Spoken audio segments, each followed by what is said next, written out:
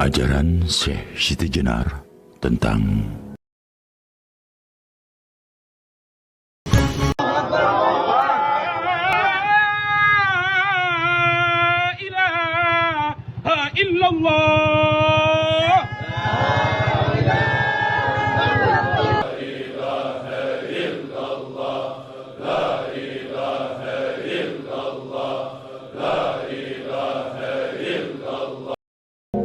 ajaran Syekh Siti Jenar tentang mereka mempunyai kejernihan akal budi, memiliki kebersihan jiwa dan ilmu. Sholat 5 waktu dan berzikir merupakan kehendak yang sangat dalam, bukan kehendak nafsunya, namun kehendak Allah. Semangatnya sedemikian besar. Mereka sholat tidak mengharapkan pahala, tetapi merupakan suatu kewajiban diri dan pengabdian. Badan haluslah yang mendorong untuk menjalankan. Banyak orang melakukan sholat, tetapi tidak menyentuh kepada yang disembah. Ini bagaimana? Memang, banyak orang yang secara lahiriah nampak khusyuk sholatnya, bibirnya sibuk mengucapkan zikir dan doa-doa, namun hatinya ramai oleh urusan duniawi mereka. Islam yang demikian ini ibarat kelapa. Mereka hanya makan serabutnya saja. Mereka hanya makan serabutnya. Padahal yang paling nikmat adalah buah atau daging kelapa dan air kelapanya. Mereka sholat 5 waktu sebatas lahiriah saja, tidak berpengaruh sama sekali kepada akal budinya.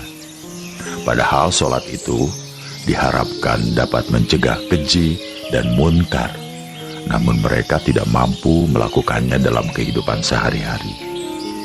Kalaupun hakikat sholatnya itu membekas pada budinya, itu pun hanya sedikit. Buat apa sholat 5 waktu jika perangainya buruk? Masih suka mencuri dan berbohong? Untuk apa bibir lelah berzikir menyebut asma Allah jika masih berwatak suka mengingkari asma? Kadang-kadang pula mereka berharap pahala. Sholatnya saja belum tentu dihargai oleh Allah, tetapi buru-buru meminta balasan. Aneh. Wahai Syekh, ada hadis Rasulullah yang menyebutkan bahwa amal hamba yang pertama kali diperhitungkan adalah sembahyang. Jika sembahyangnya baik, maka semua dianggap baik. Ini bagaimana? Itu perlu ditafsirkan. Tidak boleh dipahami secara dangkal makna dari hadis tersebut. Hadis itu mengandung logika sebagai berikut. Orang yang tekun mengerjakan sholat dengan sempurna, maka perilaku, budi pekerti, dan kalbunya juga harus terpengaruh menjadi baik. Karena sholat yang dilakukan dengan jiwa yang bersih akan berpengaruh pula bagi cabang kehidupan lainnya. Dan sebaliknya, hadis itu tidak berlaku bagi orang yang tekun mengerjakan sholat, tetapi hatinya masih kotor. Tersimpan keinginan-keinginan nafsu, misalnya ingin dipuji orang lain, terdapat ujub dan sombong, serta budinya menyimpang dan menabrak tatanan yang dilarang. Apakah ada tuntunan mengenai pakaian seseorang yang sedang melakukan sembahyang? Sesungguhnya aku, Syekh Siti Jenar, tidak sependapat jika ada orang yang mengenakan pakaian gamis dan meniru-niru pakaian orang Arab dalam melakukan sholat. Jika selesai sholat, jubah atau gamis itu dilepaskan, sedangkan sholat orang tersebut tidaklah menyentuh hatinya. Meskipun berlama-lama merunduk di masjid, namun masih mencintai duniawi. Sholat yang pakaiannya kedombrangan, merunduk di masjid berlama-lama sampai lupa anak istri, sedangkan dia masih mencintai duniawi dan mengumbar nafsu manusiawinya. Bahkan dalam kehidupan sehari-hari, Ia seringkali menyusahkan orang lain. Maka orang yang demikian itu tidak terpengaruh oleh sholat yang dilakukan. Biasanya tipe orang seperti itu sibuk menghitung pahala. Dia sangat keliru dan bodoh. Pahala yang masih jauh tetapi diperhitungkan. Sungguh sedikit pun tidak akan dapat dicapainya. Zat yang luhur dan sejati itu sesungguhnya siapa, wahai Syekh? Gusti Allah adalah zat yang tinggi dan terhormat. Ia memiliki 20 sifat. Semua timbul atas kehendaknya. Ia mampu mencurahkan ilmu kebesaran, kesampurnaan, kebaikan, keramahan, kekebalan dalam segala bentuk. Memerintah umat dapat muncul di segala tempat dan sakti sekali.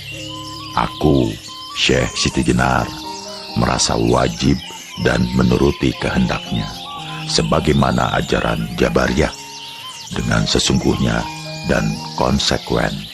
Selalu kuat cita-citanya, kokoh tidak tergoyahkan terhadap sesuatu yang tidak suci, berpegang teguh kepadanya selama hidup, tidak akan menyembah terhadap ciptaannya baik dalam wujud maupun dalam pengertian. Mengapa Kanjeng Syekh dianggap oleh para wali sebagai wali murtad? Karena ajaranku tidak mudah dipahami orang awam. Bagaimana ajaran Kanjeng Syekh yang dianggap sesat? Aku adalah penjelmaan dari zat luhur yang memiliki semangat, sakti, dan kekal akan kematian. Dengan hilangnya dunia, Gusti Allah telah memberi kekuasaan kepadaku, dapat manunggal dengannya, dapat langgeng, mengembara melebihi kecepatan peluru. Bukannya akal, bukannya nyawa, bukan penghidupan yang tanpa penjelasan dari mana asalnya dan kemana tujuannya. Apa hubungannya antara Kanjeng Syekh Siti Jenar dengan Allah yang kau sebut sebagai zat sejati? Zat yang sejati menguasai wujud penampilanku karena kehendaknya. Maka wajarlah jika aku tidak mendapat kesulitan. Aku bisa berkelana kemana-mana, tidak merasa haus dan lelah, tanpa sakit dan lapar, karena ilmu kelepasan diri tanpa suatu daya kekuatan. Semua itu disebabkan jiwaku tiada bandingannya. Secara lahiriah memang tidak berbuat sesuatu, tetapi tiba-tiba sudah berada di tempat lain. Gusti Kang Murbeng dumadi, Allah yang kuikuti, kutaati siang malam, yang kuturut segala perintahnya. Tiada menyembah Tuhan lain kecuali setia terhadap suara hati nuraniku. Allah Maha Suci. Wahai Syekh, jelaskan apa yang dimaksud bahwa Allah itu Maha Suci? Allah Maha Suci itu hanyalah sebatas istilah saja, merupakan nama saja. Sebenarnya hal itu dapat disamakan dengan bentuk penampilanku. Jika kalian melihatku, maka nampak dari luar sebagai warangka, sebagai kerangka, sedangkan di dalamnya adalah kerisnya, intinya yang agung, yang tidak ada bedanya dengan kerangka. Tuhan itu wujud yang tidak dapat dilihat dengan mata, tetapi dilambangkan seperti bintang yang bersinar cemerlang. Sifat-sifatnya berwujud, samar-samar bisa dilihat, warnanya indah sekali seperti cahaya. Di manakah Tuhan berada? Kami membayangkan Dia ada di langit ketujuh dan bersemayam di atas singgasana layaknya raja. Itu salah besar, itu kebodohan. Sesungguhnya Tuhan tidak berada di langit ketujuh dan tidak bertahta di singgasana atau arsi atau kursi. Bila kalian membayangkan demikian, maka hati kalian sudah musyrik, berdosa besar, karena kalian menyamai Dia dengan raja atau dengan penguasa. Kami jadi bingung, Kanjeng Syekh. Lantas, Tuhan itu ada di mana? Kalau kalian bertanya demikian, maka jawabnya mudah. Gusti Allah itu tidak kemana-mana, tetapi ada di mana-mana. Kami semakin tak mengerti. Bisakah Kanjeng Syekh memberikan penjelasan yang lebih gamblang? Gusti Allah itu berada pada zat yang tempatnya tidak jauh. Dia bersemayam di dalam tubuh kita, tetapi hanya orang yang kowas, orang yang terpilih dapat melihat. Tentunya dengan mata batin, hanya mereka yang dapat merasakannya. Apakah Allah itu berupa roh atau sukma? Bukan roh dan bukan sukma. Allah adalah wujud yang tidak dapat dilihat oleh mata, tetapi dilambangkan seperti bintang-bintang bersinar cemerlang. Sudah kukatakan tadi, warnanya indah sekali. Ia memiliki 20 sifat, seperti sifat ada, tidak berawal, tidak berakhir, berbeda dengan barang-barang yang baru, hidup sendiri, tidak memerlukan bantuan dari sesuatu, berkuasa, berkehendak, mendengar, melihat, berilmu, hidup, dan berbicara. Sifat Gusti Allah yang 20 itu terkumpul menjadi satu wujud mutlak yang disebut dengan zat. Sifat 20 itu juga menjelma pada diriku. Karena itu aku yakin tidak akan mengalami sakit dan sehat. Punya budi kebenaran, kesempurnaan, kebaikan, dan keramahan. Rohku memiliki sifat 20 itu. Sedangkan ragaku yang lahiriah memiliki sifat Nur Muhammad. Wahai Syekh, bukankah Muhammad Shallallahu Alaihi Wasallam itu seorang nabi? Apakah Syekh mengaku sebagai nabi? Sedangkan dikatakan bahwa setelah Nabi Muhammad di dunia ini tidak ada kenabian lagi. Jangan salah menafsirkan kata-kataku. Jika salah, maka kau akan sesat dan timbul fitnah. Tentu saja memfitnah diriku begini, bahwa rohku adalah roh ilahi, karena aku pun memiliki sifat 20, sedangkan badan, wadahku, jasadku ini adalah jasad Muhammad. Dari segi lahiriah, Muhammad adalah manusia. Namun, manusia Muhammad berbeda dengan orang kebanyakan. Muhammad memiliki jasad yang kudus, yang suci. Aku dan dia sama-sama merasakan kehidupan, merasakan manfaat panca indera. Dan panca indera itu hanyalah meminjam. Jika sudah diminta kembali oleh pemiliknya, akan berubah menjadi tanah yang busuk, berbau, hancur, dan najis. Nabi atau wali, jika sesudah kematian jasadnya menjadi tidak bermanfaat, bahkan berbau, kotor, najis, busuk, dan hancur. Warangka, jika sudah ditinggalkan kerisnya, maka tidak ada gunanya. Jika seseorang sudah mati, berarti selesai sudah kehidupannya? Siapa bilang begitu? Tidak. Meskipun jasadnya mati, tetapi sebenarnya ia tidaklah mati. Karena itu, kalian semua harus mengerti bahwa dunia ini sesungguhnya bukanlah kehidupan. Buktinya ada mati. Di dunia ini, kehidupan disebut kematian. Coba rasakan. Aku mengajarkan kepada kalian untuk tidak mencintai dunia ini dan tidak terpesona terhadap keindahannya. Carilah kebenaran dan kebahagiaan sejati demi kehidupan mendatang. Kehidupan setelah kematian. Kalian akan berarti jika telah menemui kematian dan hidup sesudah itu. Engkau harus memilih hidup yang tidak bisa mati. Dan hidup yang tidak bisa mati itu hanya kalian rasakan setelah nyawa terlepas dari badan. Kehidupan itu akan dapat dirasakan dengan tanpa gangguan seperti sekarang ini. Ketahuilah, hidup yang sesungguhnya adalah setelah nyawa lenyap dari badan. Agar dapat meraih kehidupan dalam kemuliaan sejati kelak, dalam kehidupan di dunia ini dibutuhkan kebenaran dan kebahagiaan sejati. Bagaimanakah cara mendapatkannya, Kanjeng Syekh? Jiwa manusia adalah suara hati nurani. Suara hati nurani merupakan ungkapan zat Allah yang harus ditaati perintahnya. Maka ikutilah hati nuranimu. Bagaimana caranya meyakinkan bahwa suatu bisikan adalah suara hati nurani yang sesungguhnya? Kalian harus cermat. Karena hati nurani berbeda dengan akal budi. Jiwa itu milik Allah, sedangkan akal milik manusia. Akal bersifat manusiawi. Karena itu kadang-kadang akal tidak mampu menemukan keajaiban Allah. Kehendak, angan-angan, ingatan merupakan suatu akal yang tidak kebal atas kegilaan. Suatu ketika, akal bisa menjadi bingung sehingga membuat seseorang lupa diri. Akal seringkali tidak jujur. Siang malam membuat kepalsuan demi memakmurkan kepentingan pribadi. Bukankah manusia menjadi lebih mulia jika dibandingkan dengan makhluk lainnya? Karena manusia diberi akal oleh Allah. Ya, itulah yang membedakan.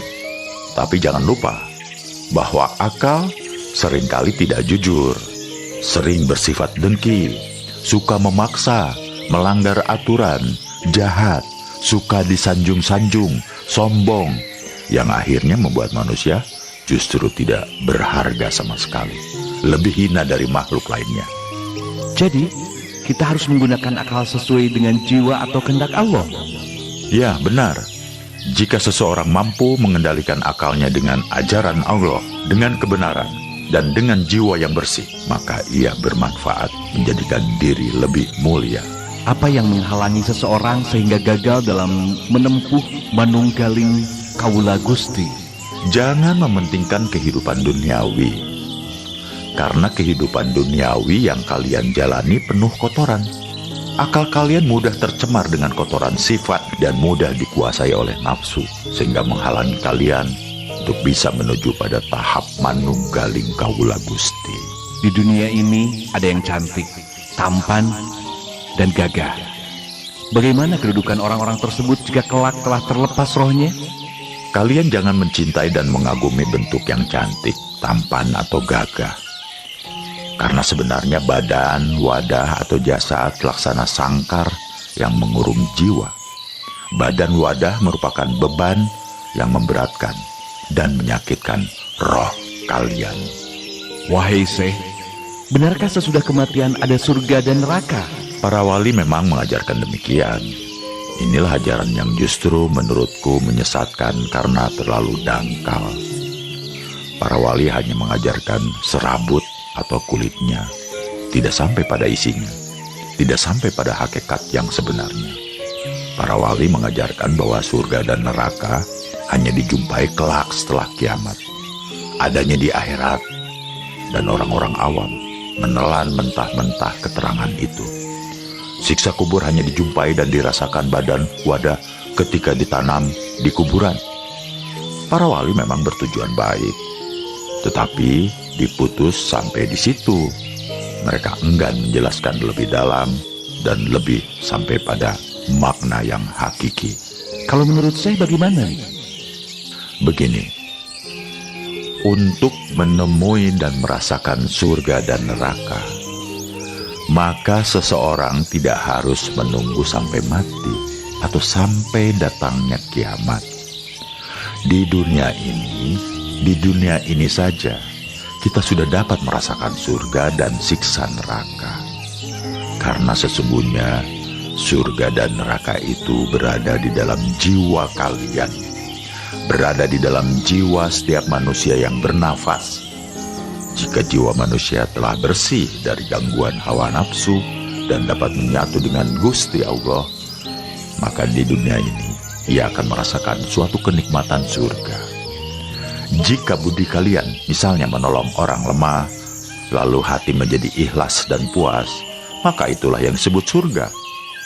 Sedangkan neraka, perwujudannya adalah jika hawa nafsu telah menguasai diri seseorang, kemudian jiwanya meronta dan merasa bersalah, maka dia tentu tersiksa.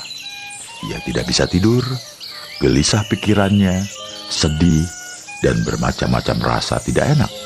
Itulah yang dinamakan neraka. Jadi, surga dan neraka di akhirat tidak berlaku? Maksud kami, tidak ada. Surga dan neraka di hari kiamat, di akhirat kelak, sudah diterangkan dalam Al-Quran. Itu perkara gaib dan erat kaitannya dengan iman. Kalian harus meyakininya.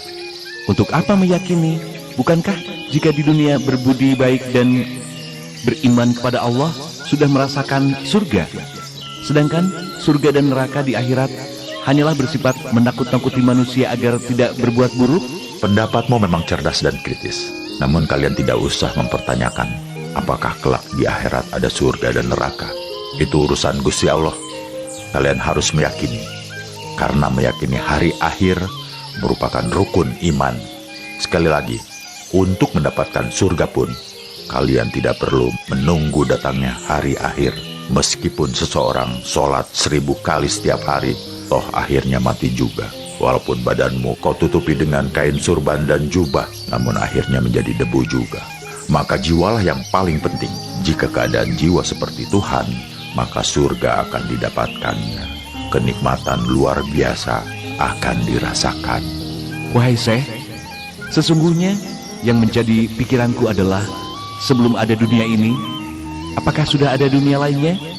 Atau setelah kiamat, apakah Tuhan membuat dunia baru lagi seperti sekarang? Sebelum dunia ada, apakah ada dunia lain? Itu hanya Allah yang tahu. Tetapi sekarang kita berada di dunia ini, menempati ruang dan waktu. Dunia ini asalnya adalah baru, kemudian mengalami kerusakan, dan kelak akhirnya menjadi hancur, lenyap, tidak berharga. Setelah kiamat, apakah Tuhan membuat dunia baru untuk kedua kalinya? Tidak.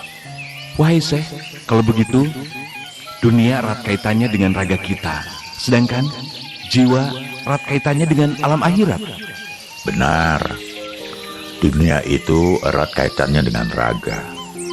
Raga mempunyai sifat seperti alam semesta, yang semula baru kemudian rusak. Sedangkan jiwa tidak akan mengenal kerusakan, karena jiwa merupakan penjelmaan zat Allah. Ketahuilah bahwa raga adalah barang pinjaman yang suatu saat akan diminta oleh pemiliknya. Ketahuilah, wahai murid-muridku, raga ini sesungguhnya sangkar yang membelenggu dan menyulitkan jiwa. Agar jiwa menjadi bebas, maka suatu saat kelak kalian akan kuajari bagaimana cara melepas jiwa dari raga. Ilmu melepas jiwa artinya bahwa kematian adalah titik awal kehidupan yang sebenarnya. Jika seseorang raganya mati, maka jiwanya menjadi merdeka, bebas, dan tidak terkungkung lagi, karena raga berhubungan erat dengan alam semesta. Sedangkan jiwa berhubungan erat dengan zat Tuhan. Selamanya jiwa tidak akan bisa mati atau rusak. Apakah yang dimaksud jalan kehidupan, wahai Syekh? Jalan kehidupan adalah jalan menuju kepada hidup yang sebenar-benarnya. Setelah engkau mengalami kematian, jika seorang bayi lahir, maka bukanlah awal kehidupan, namun merupakan awal kehidupan palsu, seperti yang kalian rasakan saat ini. Inilah yang sesungguhnya kematian sejati. Jika demikian, badan ini tidak bisa merasakan kehidupan yang sebenar-benarnya. Ya, tidak bisa. Kehidupan sejati tidak dapat dirasakan oleh raga, karena jika raga mati, akan tetap dapat dirasakan oleh jiwa, membusuk menjadi tanah. Bagaimana jika sekarang ini seseorang berbuat dosa? Apakah jiwanya ikut bertanggung jawab, sedangkan yang melakukan dosanya adalah raga? Tetap ikut bertanggung jawab, karena jiwa yang menyatu ke dalam raga tidak bisa mencegah hawa nafsunya, serta akal yang suka berbuat buruk. Maaf, saya belum paham, Syekh. Ketahuilah, setiap orang yang lahir di dunia ini, maka jiwanya menyatu dengan akal. Selain akal dalam diri manusia, juga ada hawa nafsu. Ketika seseorang berbuat buruk, berarti raganya didorong dan dipengaruhi oleh hawa nafsu dan akalnya. Akal dan nafsu memang suka berbuat buruk. Apabila jiwa mencegah melalui hati nurani, maka raga tidak akan berbuat buruk. Akan tetapi, jika jiwa membiarkannya, maka raga tetap melakukannya.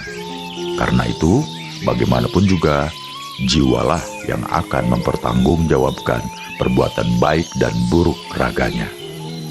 Tadi Syekh mengatakan jiwa adalah penjelmaan zat Tuhan. Mengapa kadang-kadang jiwa mau mencegah dan kadang membiarkannya? Perlu kalian ingat bahwa di dalam raga ini terdapat nafsu-nafsu. Jika nafsu kuat menguasai, maka jiwa menjadi terbelenggu. Karena itulah mengapa aku katakan bahwa kehidupan sekarang ini adalah kematian, sedangkan setelah ajal merupakan awal kehidupan. Sesudah kematian, maka seseorang akan mencapai kebebasan jiwanya. Ajaran Syekh Siti Jenar memang agak beda dengan ajaran para wali songo. Siti Jenar mengajarkan bahwa Tuhan adalah zat yang mendasari adanya manusia, hewan, tumbuhan, dan segala yang ada. Keberadaan segala di dunia ini tergantung pada adanya zat. Tanpa ada zat yang maha kuasa, maka mustahil sesuatu yang wujud itu ada. Ajaran ini tidak pernah disampaikan oleh para wali songo. Mereka menyadari bahwa umatnya masih terlalu awam terhadap Islam, sehingga memberi materi yang ringan dan praktis saja. Mereka